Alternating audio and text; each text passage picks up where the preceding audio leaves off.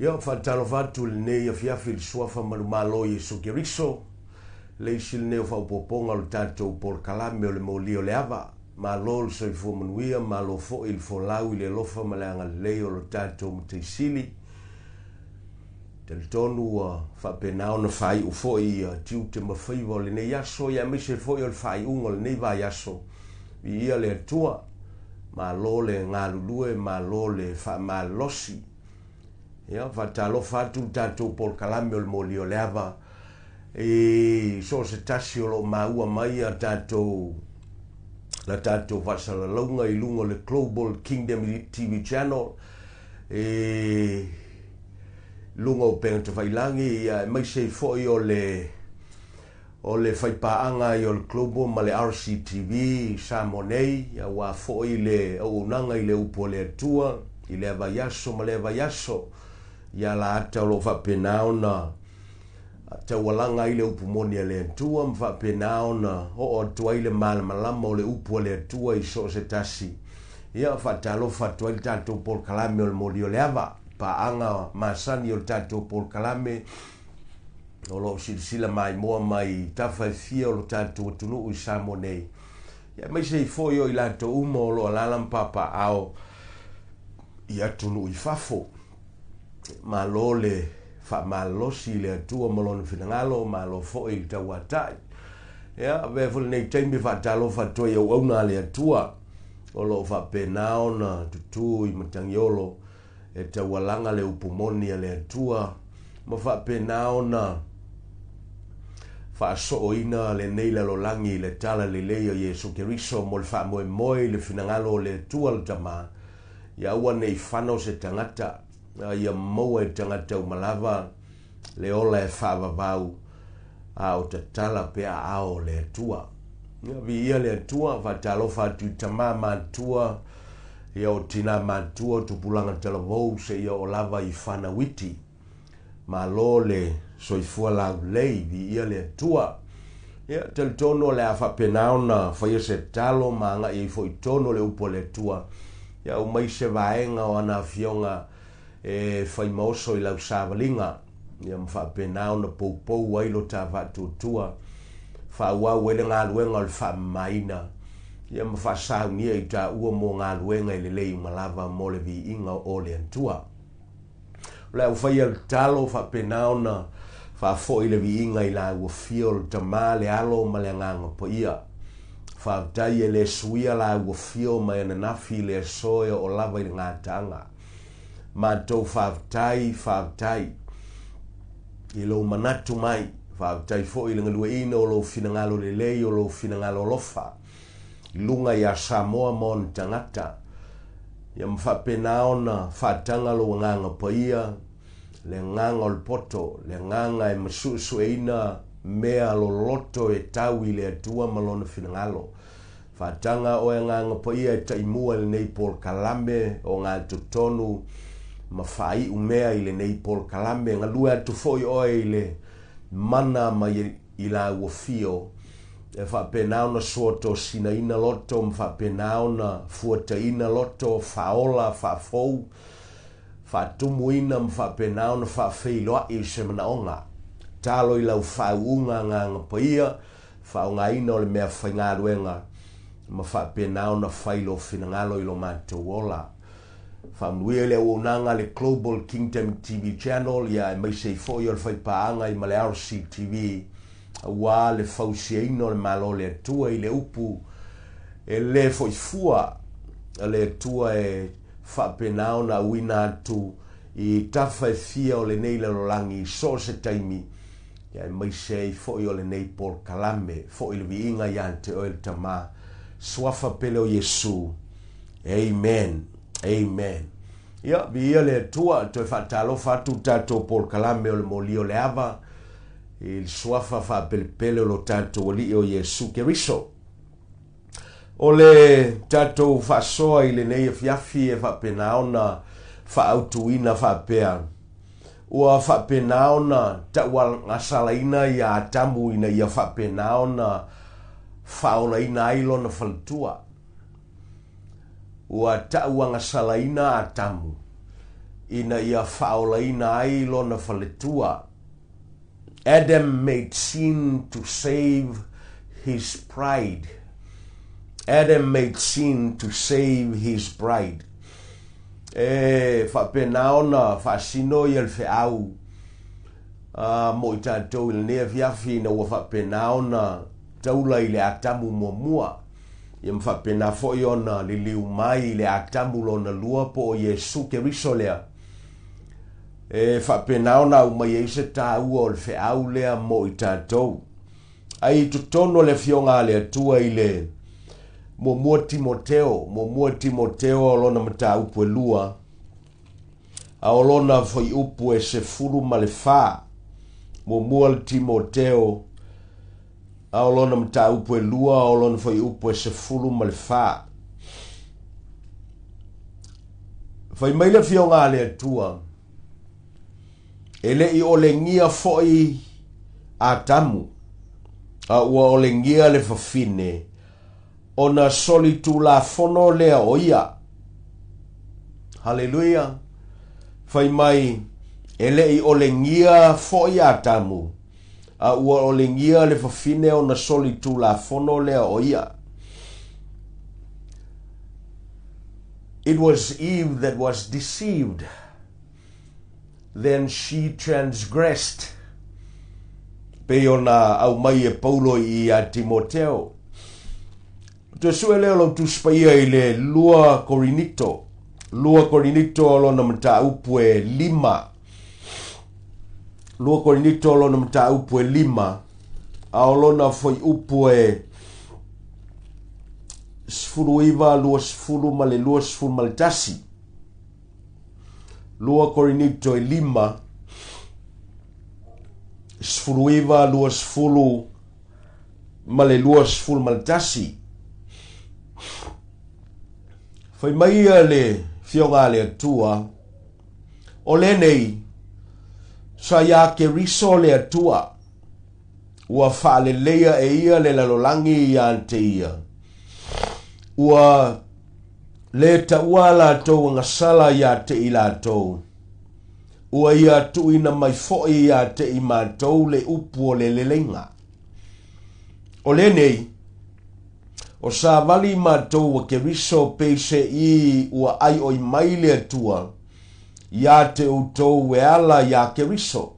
Ala ia I mātou. Mātou te ole atu. O sui I mātou wa Keriso. Ia utou le lei ma le atua. Lua so maltasi. Awa o le na le iloa le angasala. Na whaia o ia e le atua ma angasala. Mo I tātou, ina ia avea I tātou ma miotonu a le atua ia te ia. Hallelujah. Lea e whapenao no tātou iai le whai unga o le vaiaso. Ua whai umai le vaiaso I le aso muli o le vaiaso. Aso le nei e ta ua inisi o le sapati. E ta pua ia I le atua. Astonai, ia e ta pena I mo le asa o mua tai au. Tele na whaongai nisi fai mai o le asa le sapati e le ftaui. O le sapati ai e ftaui le aso e fitu ia aso le vai aso. Ka lena o lo whaongai na Israelu. Ia o lo whapenao na manino fo I le fionga le tua. Au lela e te ua maise ta ua le anga le whai unga le vai aso. E tele na whapenao na tuu iai le tele o Paul Kalame mafuafuanga mga yoinga ma ngā luenga a le tele o tangata e whatino inai ono le pisi tele o le vaiaso ma Paul Kalame o le vaiaso e laiono o latou tuu ia nisi o latou ngā luenga ta ua fo i e whatino ina il whai unga le vaiaso a le o le astonai ia o nisi fo I ua whapenao no o ai le asa ua whapena ona o latou whaatino ina I ngā luenga whapena. Ai o latou leo ai le whale o le atua. Tai pei o le whainga o tanga mea sei tulou. E pei o aso whai tanga mea aso nei. Ia o aso e whaatino ina ai ngā luenga I tō ngā la au I tawhatafa o whale. Ia le ngata I leo whatoanga. o alava ia fuafuanga mga aluenga le ia tangata mea te tele maisi o fuafuanga e whaatino ina whai mai tatia se i o le whai unga le vai aso o nisio a lato ta vale to i maintain ma to e whaia ia services mga aluenga whapena ia mai se i foi o por kalame lava whaale a inga ai a tatou mai taua i le tuspa ia na iai se ngā aluenga matangofie ngā aluenga matautia ngā aluenga sili na whapena foi o na tuu e le atua e whaia i le whai unga le vai aso i le whasino ai i le maliu o ke riso le tānu mia o ke riso i aso e tolu ma le toe tu mai o ke riso mai le tunga mau o mea ia sa whapena o na whatulanga i le atua e tuina i le whai unga o le vai aso ma amata ai le vai aso fau na whapena o na tāpena mai ai le whaolatanga mo le tangata mua i le Israelu lo na lua fo i le tangata nu ese au lela e tātou te maitaua i ia le finangalo o le atua le manatu mai o le atua le lei o le atua ma le saili mai o le atua ina ia whapena ona le whano le tangata aia maua le tangata le whamoe moe ola o whai unga fo e vai aso e tele na whapena ona fuafua inisi a iaise mea e whapena ona le mautonu ai oia le a fuafua e alu i se no whanga e sa ili eiso na file mu fuafua e alu i se fale e ta whao ai po o se no whanga e whapena ona whaangalo ngalo ai ona mawtianga ma ona tinga po se mea e le o mautonu ai le loto e le o maua iso na file mu ai whaptai le atua le ua ia tatala fo i le avanoa ina ia iloa i le tangata a whape tātou te whataiai matulanga whape i le savalinga a me tātou te le liwa i le ngā luenga na tāpena i le atua na saunia i le whai unga le vai aso tai pei fo i o le nei vai aso ma le nei aso ina ia whape naona au mai ai se whamoe moe o le tangata ua le iso na whamoe moe au mai ai se upu e whape naona maua i le file mu ina ia pulea le loto le tangata malave ina le tangata e le tele se tala noa le tuspa ia i le fofoanga se vaenga o le tuso kenese o lo tala noa ai se vaenga o le tuso iopu o lo tala noa ai le atua i le fofoanga langi ma le langi ma meo tumu ai se vaenga o le tuso Isaia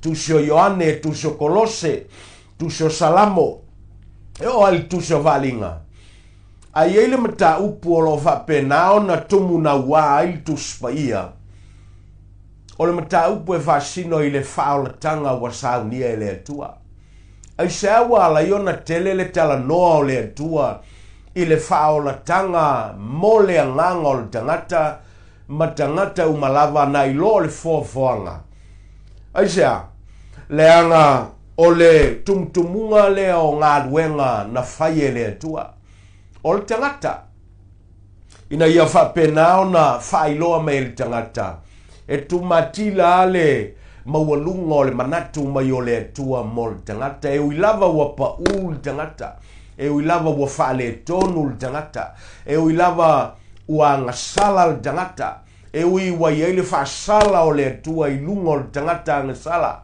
e au noa ma le ami o tonu o le atua ai o lo whapena lava o na tua wanoa masa ili mai ma whapena o na apa mai le a ao le atua ma apa atu le ao le atua e ala i le upu taulongolongo o lo whapena o na whitai tunga iai ia ave fe au o le tala le lei i lea aso ma le taimi ua whapena o na whelanu lanua i me totia o lo whaonga ina i le atua e momoli atua i lana upu e momoli atua i le upu whalai au e momoli atua i le upu le ola e momoli atua i le finangalo le lei ma le finangalo lofa o le atua ina ia whapena o na manuia le tangata malave a il tangata. Man's greatest need is God's greatest deed. Man's greatest need is God's greatest deed. Famai ole mana o ngasili al tangata. Ole ngalu ngasili lea ua whaia le tua e whapenaona maua i le tangata le manuia wa saunia le tua ole vesili ole ale mana o ngasili al tangata tali whaotanga whamangalonga le leinga maua le whamoe moe ona wale aiso na whamoe moe au le fai mai le fionga le tua ua whapenaona ta pena i le tua wa uma na totongi le tauwi wa uma na whatino ina i le tua le ngā ruenga ina ua whapenaona a wina mailo na alo pele to atas lua fe tausanga taluai wa uma na deposit le tua le oso le lei mo sos tangata mai i le atamu mua se ia o mai le toe tangata o lo whapenaona i ai le lalolangi le taimi le nei ma le toe tangata o le a whapenaona soifua mai i le lalolangi le nei ua lava matotoe le ngā luenga ua saunia e le atua mo le tangata ina ia whapenaona maua le tangata le whamoe moeola maua le tangata le lei ua saunia e le atua e le lei lava oia o le manino i le fionga le atua fai mai le foi upo sfurma le iwa o le lua kornito le antato fai tawina i lona mta upo e lima fai mai foi upo sfurma le iwa o le nei sa ia ke riso le atua ua fale leia e ia le lalolangi ia te ia ua fale leia reconcile ua au mai e le atua le lei ma whapenaona tuina i totonu ia Yesu Keriso o ia o le alo pele totasi ina ia whapenaona sau e whaile le leinga o lo mo miel tangata i le vā ma le atua ina ia le leia i le vā o le tangata i le atua e le whape ua leanga mai le atua i le tangata ao tangata le whale tonu ina ia mawhai o na toe fesota i atu i le atua ai wa saunia i le atua le awala e ala ia ke riso e peo na whai mai sa ia ke riso le atua o le ke riso i o le Mesia o ia lea o le whaola na awina mai i le tama e sau e whapenao na whailoa mai le tama i le lalolangi pongi sa ma le lalolangi angasala ma le lalolangi le iloa ina ia iloa i le tangata o lo i le lalolangi o le atua liutino tangata lea ua sau e whapenao na whaia le ngā ruenga o le whale leia leanga e tau mai ai i le ngā ruenga o lo sau Yesu e whai na sau e whai o lo whau au ona whatau nu e whina ngā lo le atua e iloa i le tangata e le o le lei o ia e alai ona sau le atua le lei na ia whapenao na wha le leia le vāo le tangata i le atua leanga e le o le lei le tūlanga o le tangata o le ale le lei o le tūlanga o le tangata o lo o whapenao na iai le tangata i tūlanga pau tūlanga angasala tūlanga whale tonu tūlanga o le lei o se wha moe moe le tūlanga o lo iai le to sa o le atua o lo iai le wha sala o le atua o lo pongi sa wha le anganga po o lo tawaso wha le anganga e le o whapenao na iai le ola e whavavau na o le ote e whavavau ai whawhetai le ngā ruenga wa saunia le atua le tama e ala ia ke riso le lewe mai sa iai o ia ke riso e whapenao na sau e whale leia le lalolangi i vea ia te ia e whale leia le lalolangi ia te ia o le lalolangi le i le tala noa i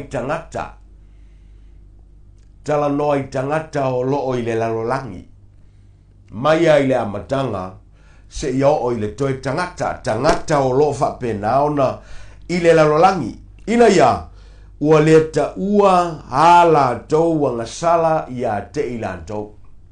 Hallelujah. Ese le matango fio por kalame le tua. O le banatu mai o le tua. O le saili mai, o le saili atu. O le ngalue mai, o le ngalue atu. Le ale tūlanga o iai lau sāvalinga. A tonu e o le iso wha moe moe. A tonu fo i olo wha penaona. E wha pe i fo ailonga iai se au ngā olo u. Tangata i lungo le lolang. Ailonga o toe tā ua au se tangata. Ailonga o toe iai se au ngā o to toe moa.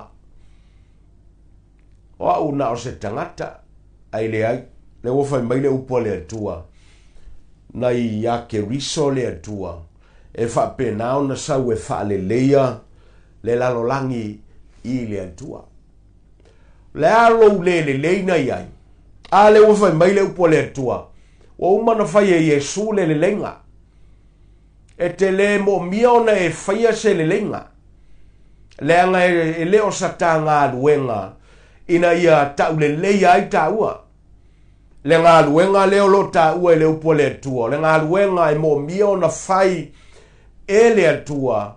Mamana ia e le tangata. Ina ia whape nao na maua i le avanoa. E le leia i le tangata i le atua ma le vama tangata. Ao ta le amana ia la matalia le ngā luenga o le wha le leing na whaia e keriso. Po le leinga na whaia e le atua a o ia keriso. Ina ia le leia i le tangata ma le atua. E le mawhaifoio na maua se le leinga i le vā no nofo ai o tangata. Tātou le vai mai ai longa i aise le leia i tātou. E sao le lei, e le ise le leia tātou. O tātou e le lei.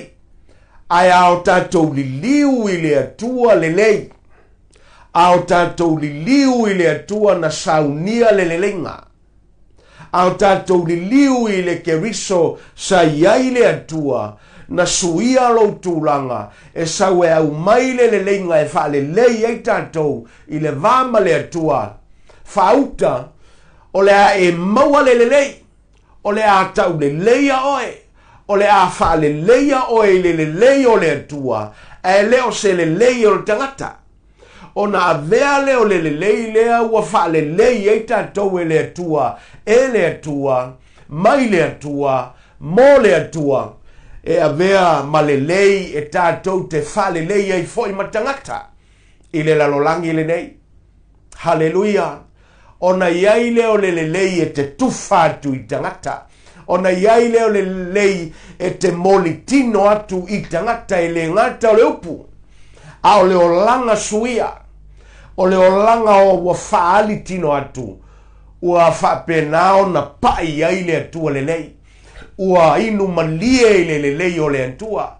Ua whapenao na utu i le lei o le atua. Ua whapenao na tau masuasua i le lei o le atua. E mawhai o no ta a watu le lei ngā lava lea. Menga e la iona whai mai ia le. Lua korinitol na. Lona mta upo e 5. I lona whai upu na e 2 whai mai. O le nei, o sa vali i mātou a keriso. Peise i wa ai oi mai le atua, i a te utou, e ala ia i mātou te ole atu, o sui i mātou a keriso. I a utou le lei ma le atua. O ewa ai e le tautinonga le apostolo le whailoa i a korinito. Ona watalia le apostolo o Paulo, ia le lei o le atua ma le leinga na saunia i keriso. Le alaolo te ua whaia i e Paulo o ia matangata whaolaina o le kalesio o Korinito. Ua talia le lei o le atua. Ua amana ia le taulanga na ose keriso. Ua amana ia le leinga na whapenao na awina mai ai e le atua le tamalo na alo. Sa iai ate ia. Ina ia whaia le leinga mo le tangata. Ina wolato wa mana ia le lei o le atua. Ta ua loa leo i la tau o sa vali a keriso. They are called ambassadors of Christ. Le voi lae whapena i tātou i le whiawhile nei. Pe a whapea e tātou te sauni e li liu antu i le leinga wa saunia e le atua ia ke riso. O le a whale leia e le atua tātou. Tātou le whai mai ailonga e manatu mai le atua. Ailonga i eise le lei e iu iai tātou. Ailonga o whapenaona i eise isi mea le lei o tātia i tua atu mai le taimile nei o le lei. Le whai mai le upua le atua. Wa umana whai e ke riso le ngā ruenga na whale leia ai le larolangi i a te ia. Le whai mai, suma le iwa, o le nei, sa ia ke riso le atua ua whale leia le larolangi i a te ia. O e tau maua mai le mea nai au mai e le atua. O e le nai whai mai ai longa i eiso le lei. Sa o le lei, e le iso tā le lei. O e le nai wha pei fo ai longa i eiso wha moe moe. Sa o le lei, le iso wha moe moe. Pe a wha peo nei taura lau wa ai a te oe. Pe a wha peo nei taura lau wa ai, pe fua lau wa ai, i le wa ai wha tangata. Whatoa e maua le le lei. Whatoa e maua le wha moe moe ola. Pe a si i lau wa ai i lunga tō tangata. Ia te ai, le atua. Ona e maua leo le lei, mai le atua le lei. E tau le lei ai oe, e wha le lei ai oe. Ma e wha penaona maua le wha moe moe ola, mai le atua, e maua ai lo wha moe moe. Hallelujah. A leo whai mai wa umana wha le leia le laulang. E leo whai mai wha le leia na o Israelu. E leo whai mai wa wha le leia na o le Kalesia. E leo whai mai wa wha le leia na o tangata lanu papai. Po tangata lanu uli. Le ai, na e whai mai wa wha le leia e ia le lalolangi. Longo winga tangata umalava. Longo winga le ngā ruenga na whai e ke riso. O le ngā ruenga na whai mo le lalolangi. Ina ia le lei le lalolangi i le atua. Ina ia mana ia le lalolangi le ngā ruenga na whaia e le atua. E ala ia ke riso. Le lewe mai vaenga lona lua. Ua leta ua la tau anga sala ia te i lantou. Wa ai ai le lei o le atua. Taimia e te talia i le ngā ruenga na whaia i Yesu ke riso i lungo na sa tauro. E talia e ala ia Yesu. Le anga o ia le o le ala o le upumoni ma le ola. E le mawhailava e se tasi o na aluatu i tamā pe a le uiatu ia Yesu. O ia le whai mai o le whai totoa. Ua saunia e le atua. Taimia e tātou te talia a Yesu male ngā ruenga na whai e Yesu. Le whai mai sa iai le atua ia te ia. Na ia whale leia le larolangi i le atua. Taimia lewe mai, ua leta ua la tau wanga sala ia te i la tau. Ua ilole me tupu li teime te talia a Yesu male ngā ruenga na whaia e le atua. E ala ia Yesu o le lenga lea. Taimia le na e whapena i o na whamama tātou e le atua. Taimia le na e whapena i o na fufulu la tā le tonu e le atua. Taimele na e tawami o tonu ai i tātou i le ami o tonu a le atua. Taimele na e whale leia i e le atua me le lei. O lo ia i tātou e a vatu le leia tātou a e au mai le leia le atua. La se tele o le lei na i ante oe. Ai e maunga whapea le lei o lo ia ante oe i laurisi. Ai le love pena al paunga o le mete iloa o le lei o lo e iloa. Ai te iloa. E sili atu la ta le lei sila fia e le tua na ilo le meta te iloa. Ai vai mai. Tu salava po le ale maualunga ma le loloto ma le lautele ma le tunga o le fale tonu ma le lei o le tangata. Ua sauni le atua e whapenaona fufulu e seina. Ina ia awane i to e tā ua ia te oe lau anga sala ma lou leanga. malou lelelei. Ina ia me ese lelelei. O le tangata matuatu ia keriso. Ai au mai lelelei o le atua sa ia keriso.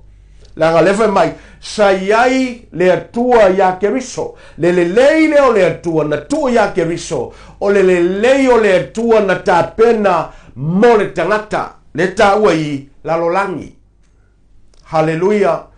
Ina ia whapenao na tau lelei ai tangata. Fa lelei ai tangata. Fa mangalo ai tangata. Tau ami o tonu ai tangata. Amana ia ai e le atua le tangata. Talia ai e le atua le tangata. E ala i lelei na tua e le atua. Ilona alo pele o keriso levai mai. Sai ai le atua ia keriso. I le teimi na whaale leia e ia le lalolangi ia te ia.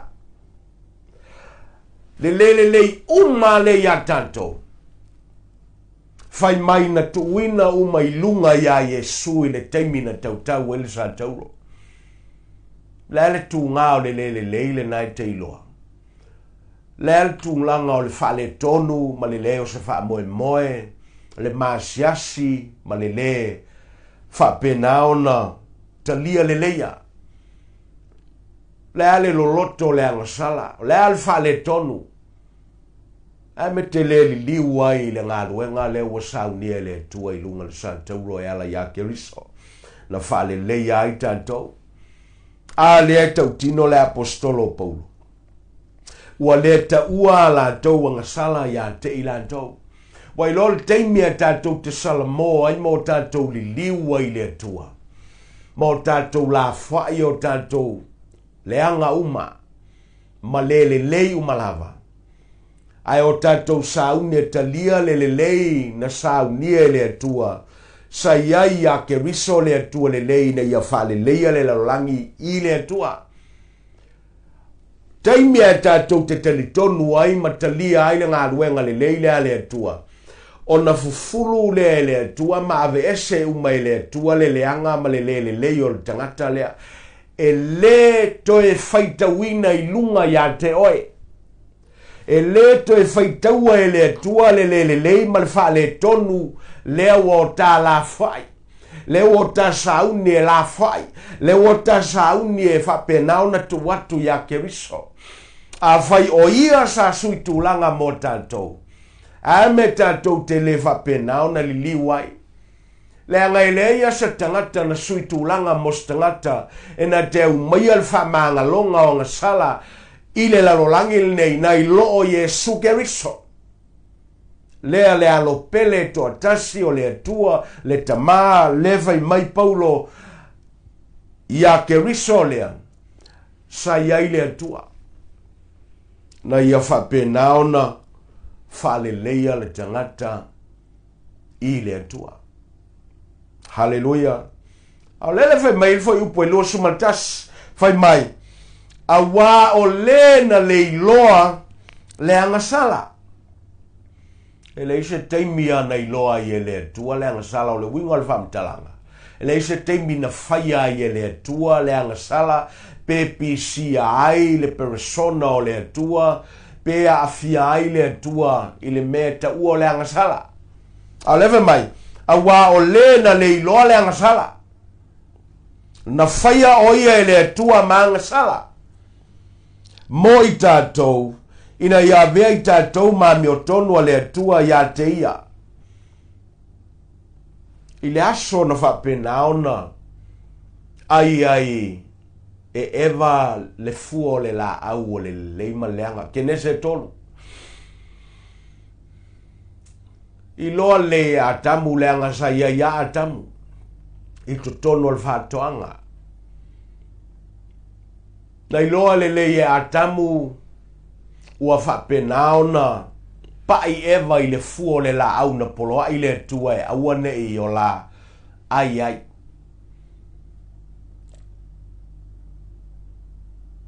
Ia i whale tonu ina ua whapenaona ta tawona la i loa lelei. E le ngata o loo na umai e le tua le me moni ia i la ua ele ina tia se mea. ai o la iloa foi. O la ia le atua. O la isi sila vo fonga o le atua. O le isi mea.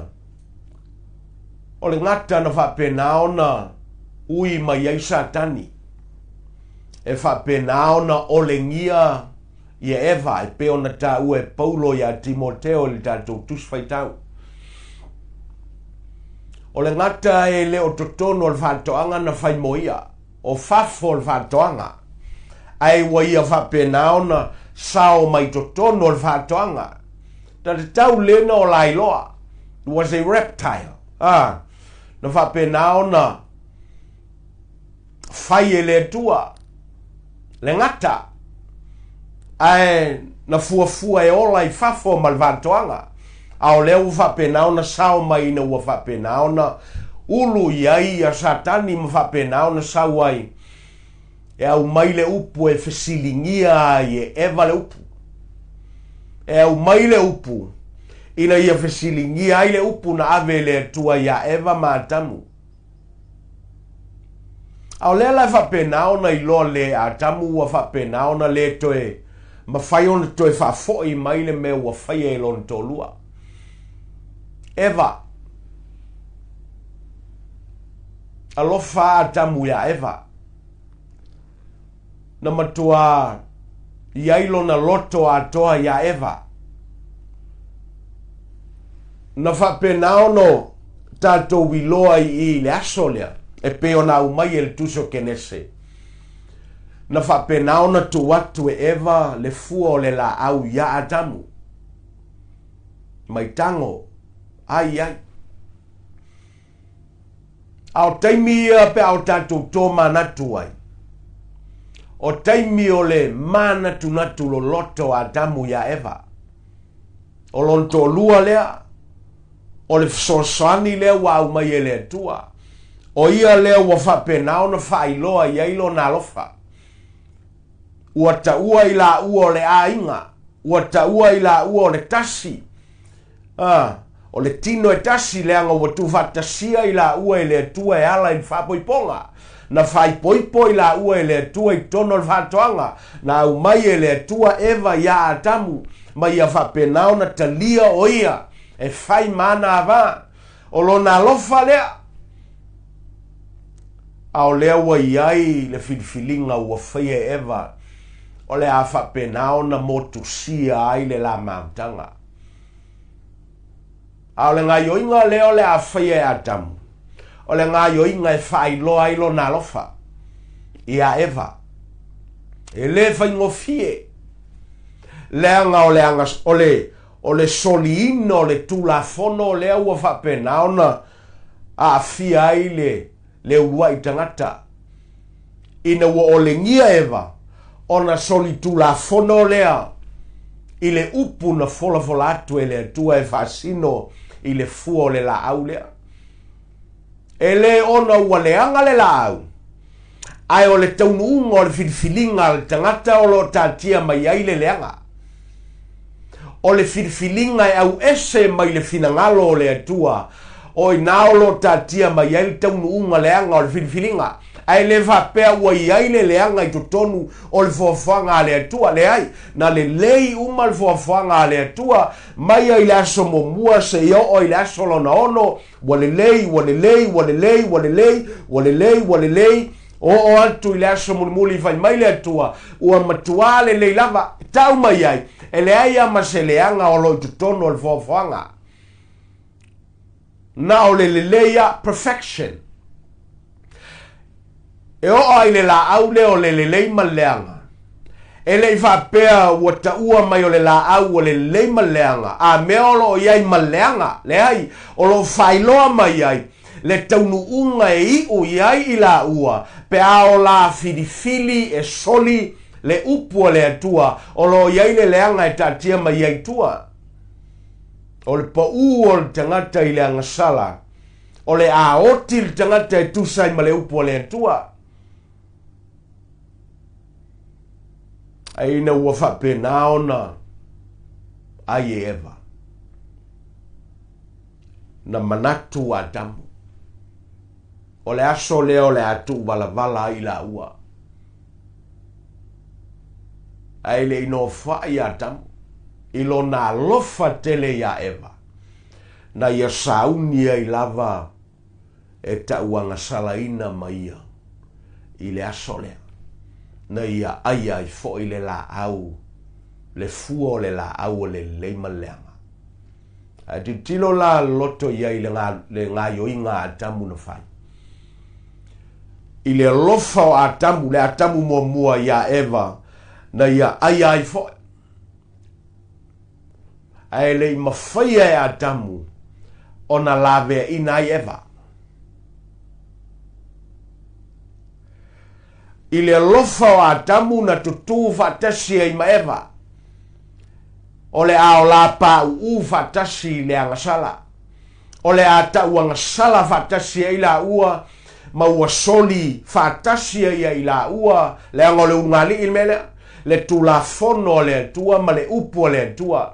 I le aso la valea o na oti ai lea o i la ua. Ai le i mawhaia i le atamu mua lea. O na toe lavea ina Eva. O na ua le ustai. O na ua soli tu la fono. O na ua angasala le tangata. Le atamu mua. E ui sa lofa le atamu mua ia Eva. Lona valtua. Ai le i mawhaia e le lofa le atamu mua. O na lavea ina lona valtua. Whautai le atua e le i whate ia le atua. Na silafia e le atua mai whaavavau tua nai.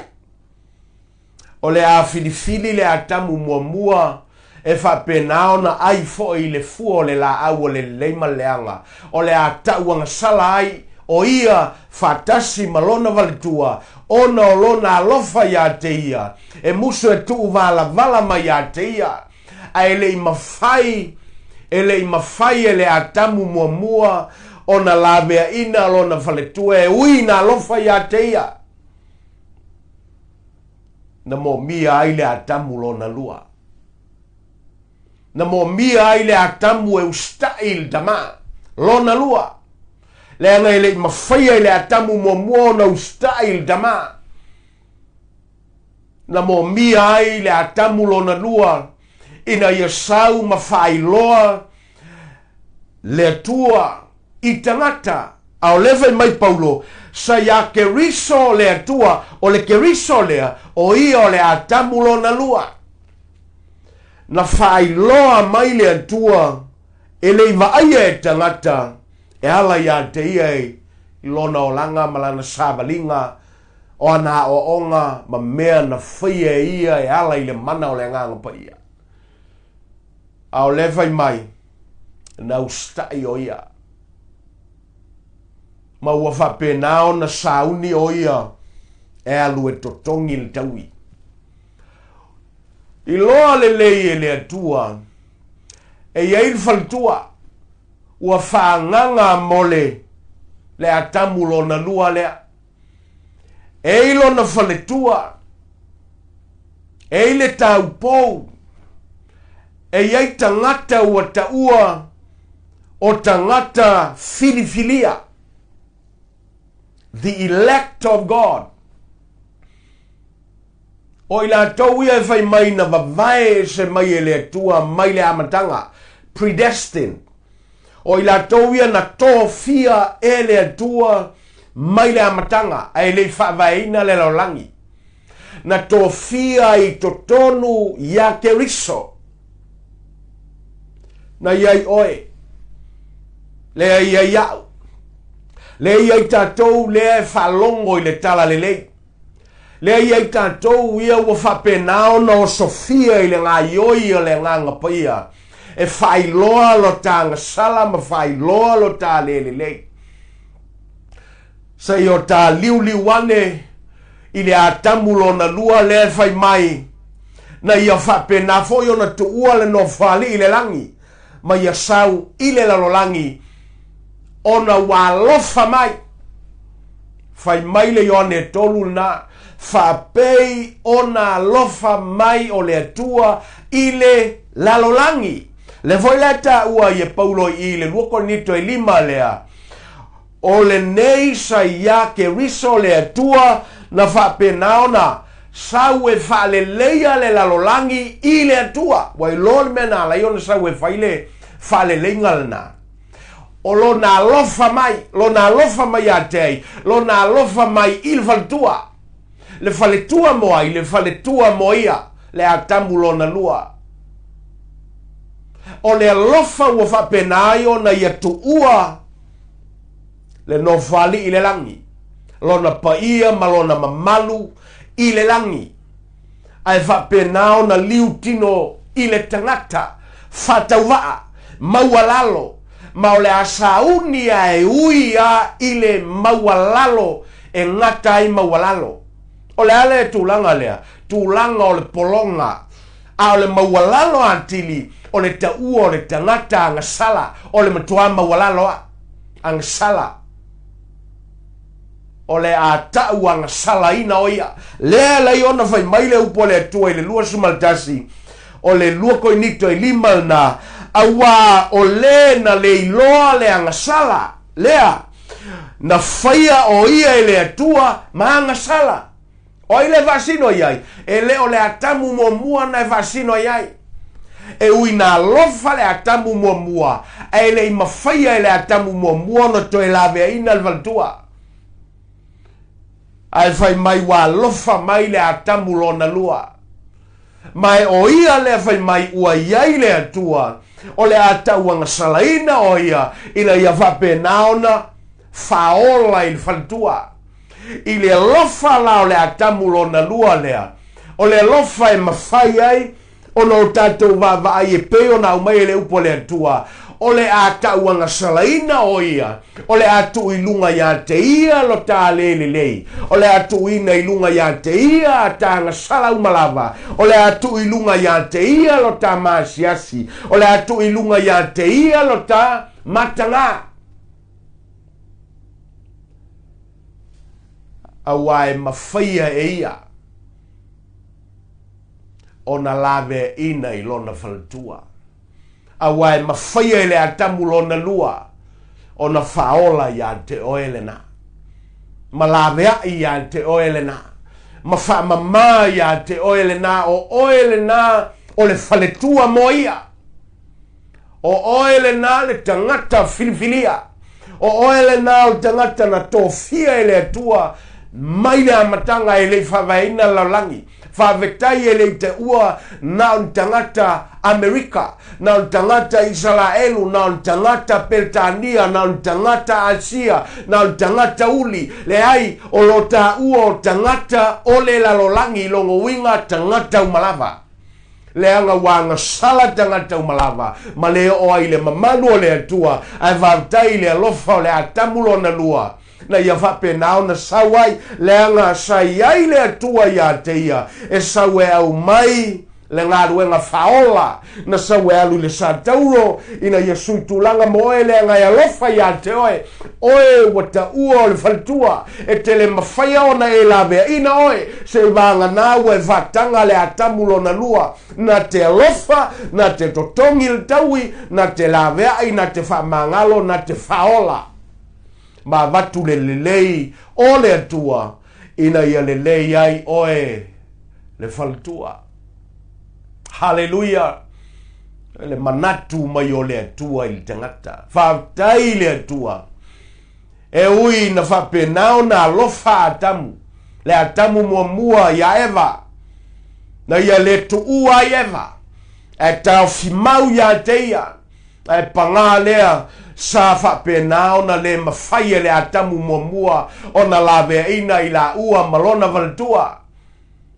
Na le mawhaia le atamu mua i la na ngā yoinga malana vilfilinga na vai.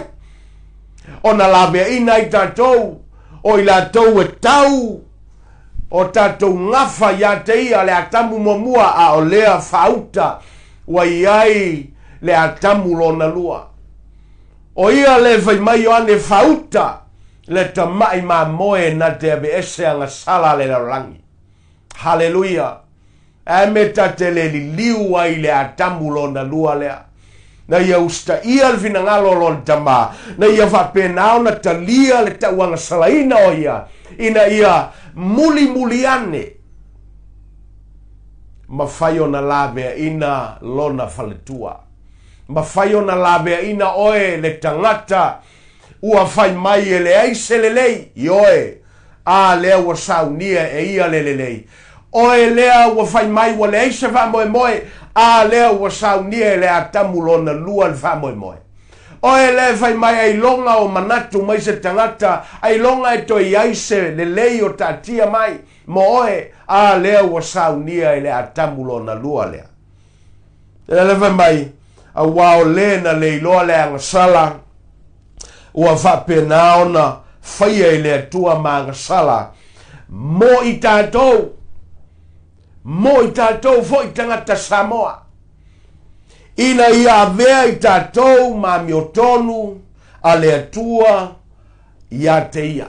Hallelujah. Ina ia avea i tātou ma miotonu a le atua o le ale te me amatai o na taua i tātou o le a miotonu a le atua e mawhai au na amata i le teimi lava le nei. Teimi e te whapenao na teritonu ai lo loto. O ile a miotonu a le atua e taua a miotonu ai tātou. Ma whapenao no tātou sauni e tau tino. Declare, confess. Ina ia whapenao na tau nuu whaolatanga a le atua. Tau nuu whamangalonga a le atua. Tau nuu le lenga o sauni e le atua. Hallelujah. Oe le nā. Le faletua o le whatoa whaiawa. Oe le nā le faletua o le atamulo na lua. Lea ua whapenao na saunia e le atua. Ina ia le whanol tangata. Lea lai tāua iai tātou.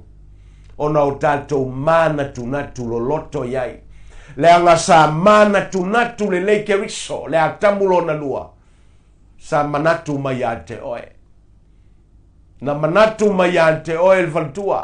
Tai o na manatu atamu le atamu mua mo eva lona valtua. Ai pangai le mawhaia ia o na lavea i eva. Mai tātou ai wa mawhaia i le atamu lona lua. Ma le ngā ruenga wa ia saunia. Le ala e ta ua i tātou a sa vali a ke viso. E mawhaia no tātou atu. E whai loa i tangata. Matala i atu i tangata. Ma whapenao na maua i tangata lelelenga. Ua saunia ele atamulo na lua. Ua tāpena ele atua le tama. Mo so se tangata lava. E saunia te talalo na loto ia te ia. Ua saunia o ia e whamangalo a wangasala. Ua saunia o ia e whapenao na la whai. Lo tātua nai. Ma lo tā lelelei. Ai au mai ele atua la nami o tonu. Au mai e le atua lona lelei. Au mai e le atua mea ua whapenao na i le atua. E whapenao na taua i lunga i ai tātou. Tangata uma e whapenao na whapeifo. Wau whatuatua i a te ia. Ke riso. Le atamulo na lua. Malana ngā ruenga na whaia. O ia le nao le a whapenao na whailoa i ai le atua. O le ata ua o ia o atalii. Atalii ma whawhine o le atua. Ai mo le tātou whe au i le aso le nei.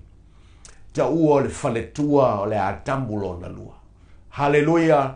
Taimi a tātou te whai ai, taimi nai whapena ai ona a la langa a ngelu o le langi. A le taimi vo i tātou te whai ai, i o tātou mautinoa ai. Ua whapenao na tāpena o ia e sau e vatu ia te oe. I le no whanga o lo iai o ia. O le au tātou iai whatasi mai.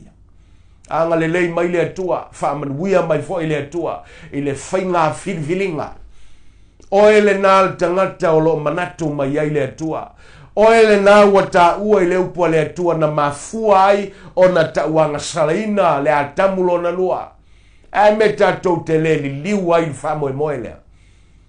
Le avanoa ma le whaitotoa ua tatala mai e le atua.